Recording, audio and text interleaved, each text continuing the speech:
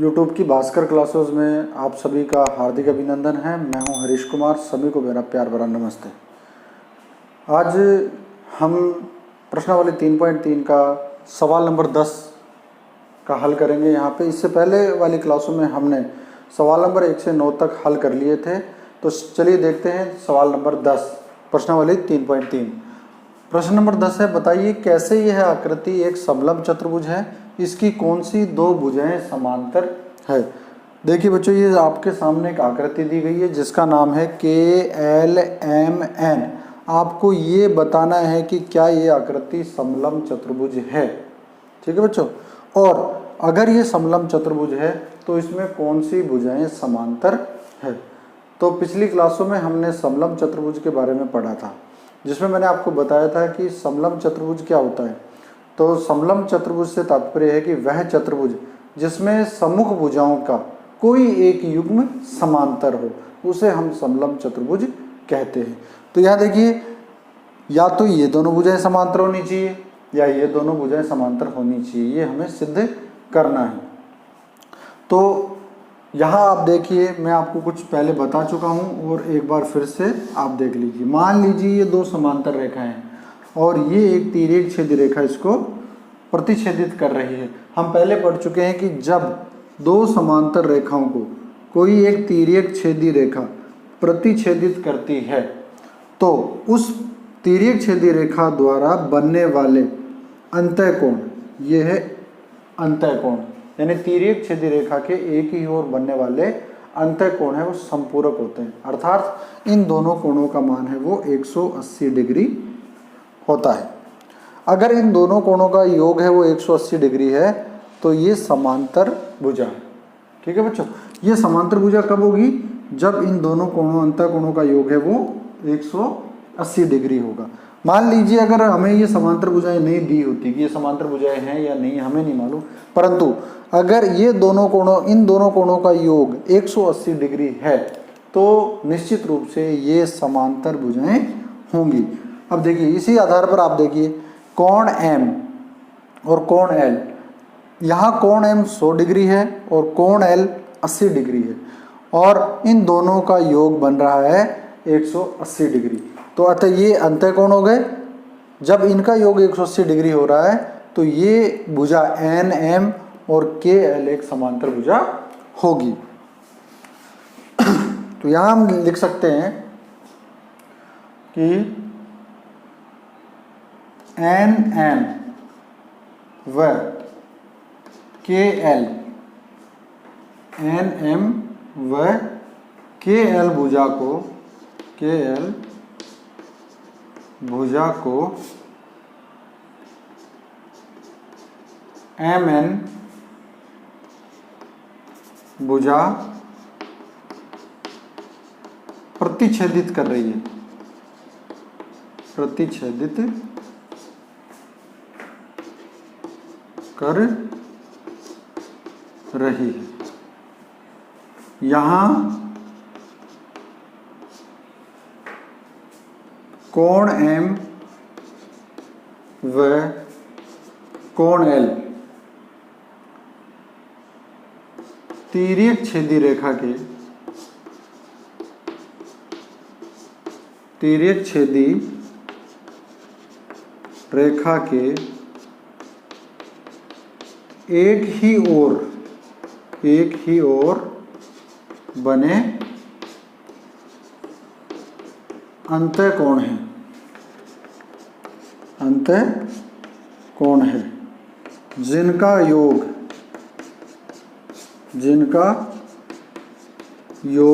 180 degree है।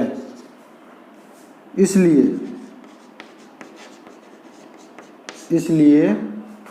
भुजा NM व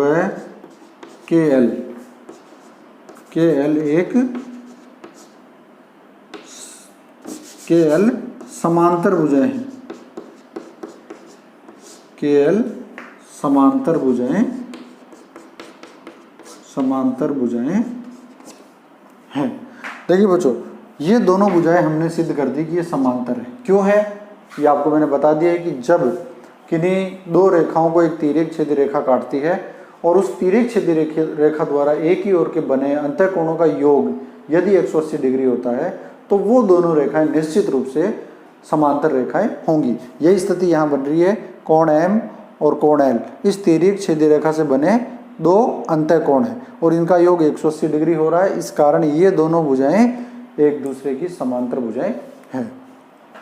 ठीक है बच्चों, अब इस पूरी आकृति को देखते हैं हम, तो इसमें एक जोड़ा क्या हो गया है, सम्मुख भुजाओं का एक युग्म समांतर हो गया, अतः यह एक समलंब चतुर्भुज है। तो हम यहाँ लिख देंगे, आप उतार लीजिए इसको।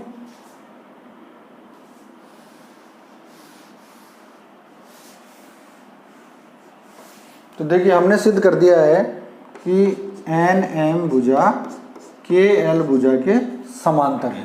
ठीक है बच्चों, तो यहाँ आकृति में आकृति के एल एम एन में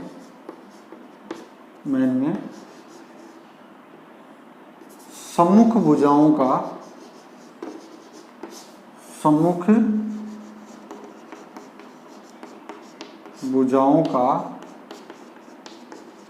एक युग्म समांतर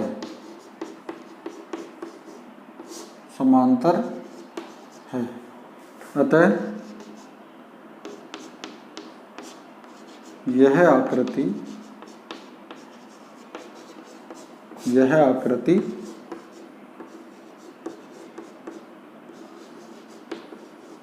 समलंब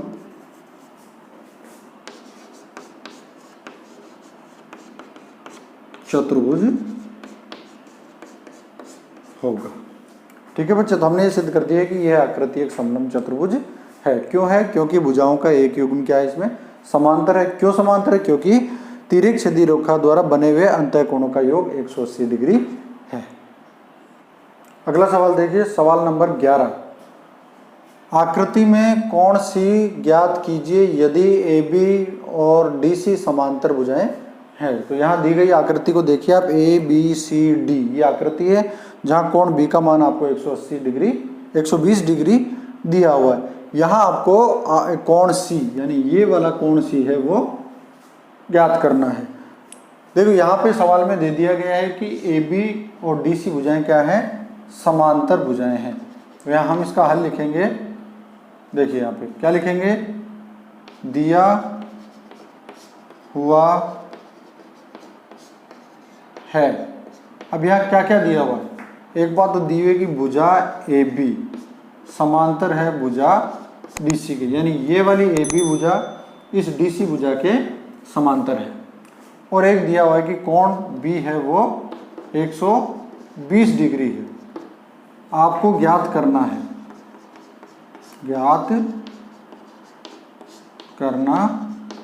क्या ज्ञात करना है बच्चों, कोण C की वैल्यू क्या होगी, अर्थात कोण C का मान क्या होगा। तो देखिए यहाँ पे ये दोनों समांतर रेखा हैं और ये एक तिर्यक छेदी रेखा है। अभी हमने पढ़ा कि जब दो समांतर रेखाओं को यदि कोई तिर्यक छेदी रेखा प्रतिच्छेदित करती है तो उसके बनने वाले अंतःकोण यानी तिर्यक छेदी रेखा के एक ही ओर बनने वाले अंतःकोणों का योग है वो 180 डिग्री होता है। ये हम पढ़ चुके हैं। तो यहाँ देखिए इन दोनों कोणों का योग कितना होगा, 180 डिग्री। तो अब हम ज्ञात करेंगे कोण B प्लस कोण C बराबर 180 डिग्री होगा। अब देखो क्यों होगा, ये इसलिए होगा कि समांतर भुजाओं के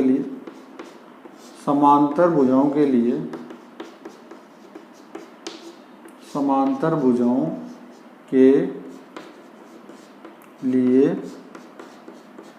तिर्यक छेदी रेखा द्वारा एक ही ओर बने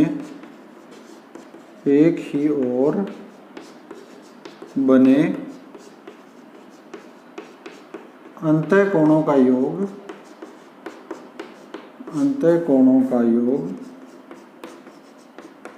का योग 180 डिग्री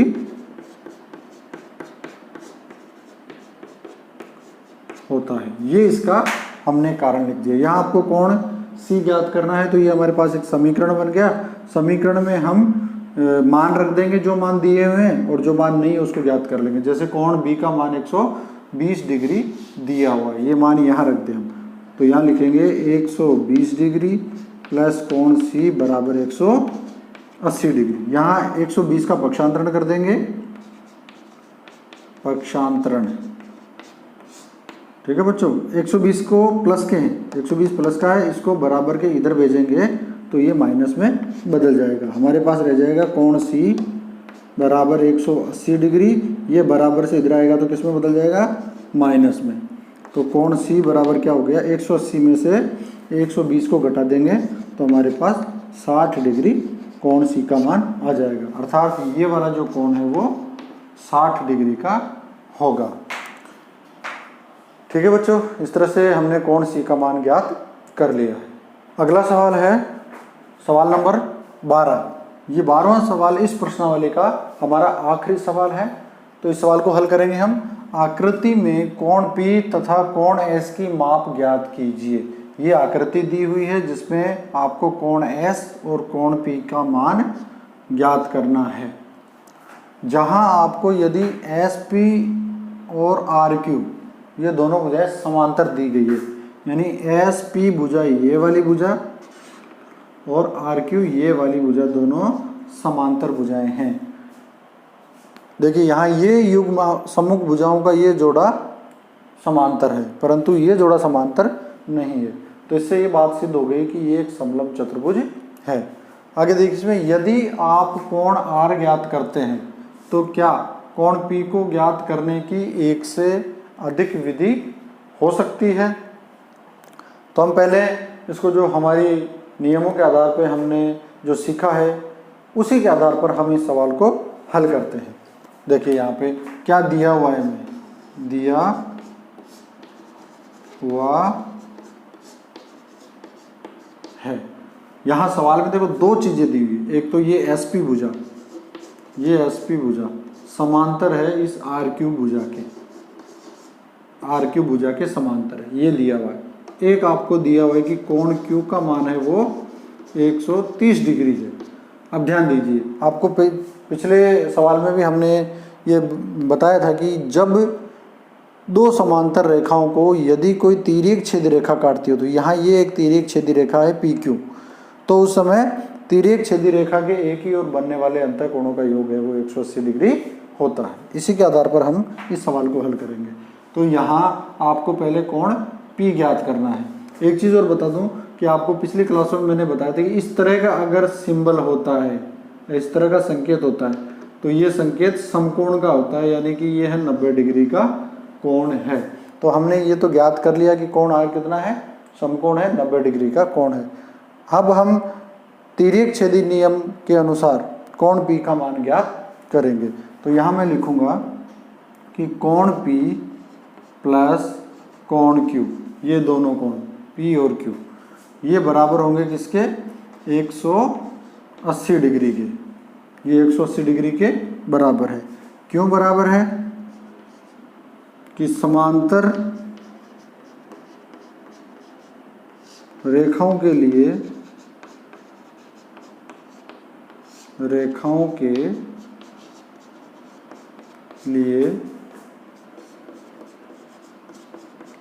तिर्यक छेदी रेखा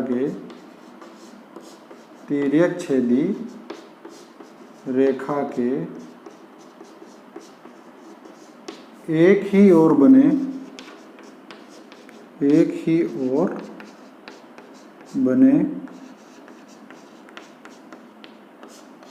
अंतःकोणों का योग 180 डिग्री होता है। इसलिए ये दोनों कोणों का योग है वो 180 डिग्री होगा। यहाँ कोण P हमें ज्ञात करना है, तो कोण P प्लस कोण Q का मान हमें दिया हुआ है। देखिए यहाँ पे 130 डिग्री, तो हम लिखेंगे यहाँ पे 130 30 डिग्री बराबर 180 डिग्री। अब ये हमारा एक समीकरण बन गया है जिसमें हमें P का मान ज्ञात करना है। कैसे करेंगे? पक्षांतरण करेंगे। पक्षांतरण करने का नियम मैं आपको बहुत बार बता चुका हूँ। पक्षांतरण करने के लिए जो हमारे पास ये वाली राशि है अचर पद, इसको हम बराबर के इस तरफ भेज देंगे। ये प्लस की है तो किस में बदल जाएगी? माइनस में। तो ये हो जाएगा कोण P बराबर 180 डिग्री। अब इसको इधर भेजेंगे तो ये माइनस के 130 हो जाएंगे। तो कोण P बराबर 180 डिग्री में से आपको 130 डिग्री घटाना है, तो हमारे पास 50 डिग्री बच जाएगा। तो यानी ये जो कोण है वो हमारे पास कितना हो गया? 50 डिग्री का हो गया। ठीक है बच्चों। अब हमें कोण S ज्ञात करना है। R कोण हमें पता है कि ये 90 डिग्री है, Q हमें पता है कि 130 डिग्री है, P हमने पता कर लिया है कि ये 50 डिग्री है। अब हमें कोण S का मान पता करना है। तो चलिए हम कोण S का मान पता करते हैं। तो यहाँ देखिए, इसको मैं मिटा देता हूँ। यहाँ दिया हुआ है, क्या दिया हुआ है कि कोण SP और भुजा SP और भुजा RQ समांतर है। तो ये दिया हुआ है। अब यहाँ हम लिखेंगे कोण R का मान कितना है? 90 डिग्री। अब ये कोण R का मान 90 डिग्री है, तो ये दोनों कोण ये समांतर भुजाएं होंगे और ये तिर्यक छेदी रेखा होगी, ये एक ही ओर के अंतःकोण हो गए। इनका योग भी कितना होता है? 180 डिग्री होता है। तो यहाँ कोण S प्लस कोण R बराबर कितना होगा? 180 डिग्री होगा। क्यों होगा? इसका कारण भी यही है कि समांतर रेखाओं के लिए तिर्यक छेदी रेखा के एक ही ओर बने अंतःकोणों का योग है वो 180 डिग्री होता है।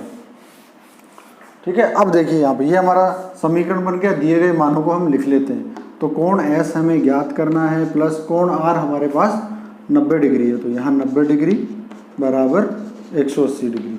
अब हमें 90 का पक्षांतरण करना है। पक्षांतरण तो कोण S बराबर 180 डिग्री।